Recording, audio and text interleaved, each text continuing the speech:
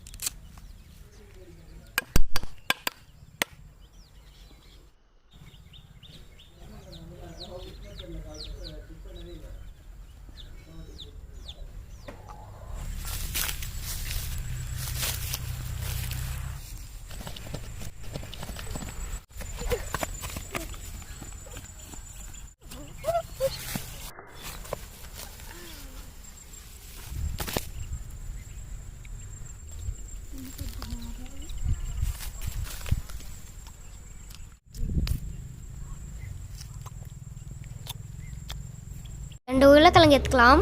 உருளைக்கிழங்கு சுரண்டிக்கலாம். உருளைக்கிழங்கு பீஸ் பீஸாக வெட்டி போட்டுடலாம். நல்லா வெட்டி வெட்டி எடுத்துக்கலாம்.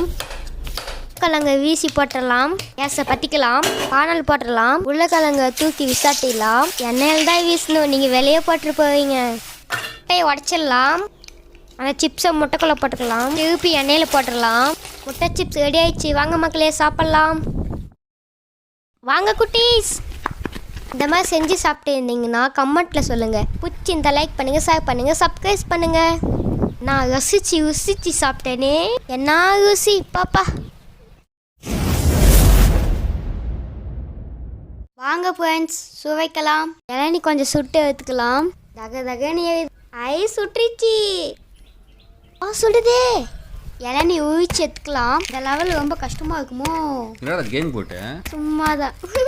மேல் தோலை ஊற்றி வெட்டி வீசிடுங்க, வெட்டி சீவிடுங்க. இளநீரா அழுவியா ஆகுமே போயினாக்குது. யாரு இல்லடா, அது இளநீ தண்ணிடா. கொஞ்சம் சுரண்டிக்கலாம், அப்படியே போட்டுக்கலாம். கருப்பு திராட்சை போட்டுக்கலாம். திராட்சை பழங்க பிச்சு பிச்சு போட்டுடலாங்க. கொஞ்சம் பேச்சை பழம் போட்டுக்கலாம். நல்லா கலக்கலன்னு கலக்கிடலாம், ஆனால் வயிற்று கலக்கூடாது. அப்பா இந்த மாதிரி செஞ்சு குச்சிக்குவீங்கன்னா கமெண்ட் பாக்ஸில் கமெண்ட் பண்ணுங்கள், லைக் பண்ணுங்கள், ஷேர் பண்ணுங்கள், சப்ஸ்கிரைப்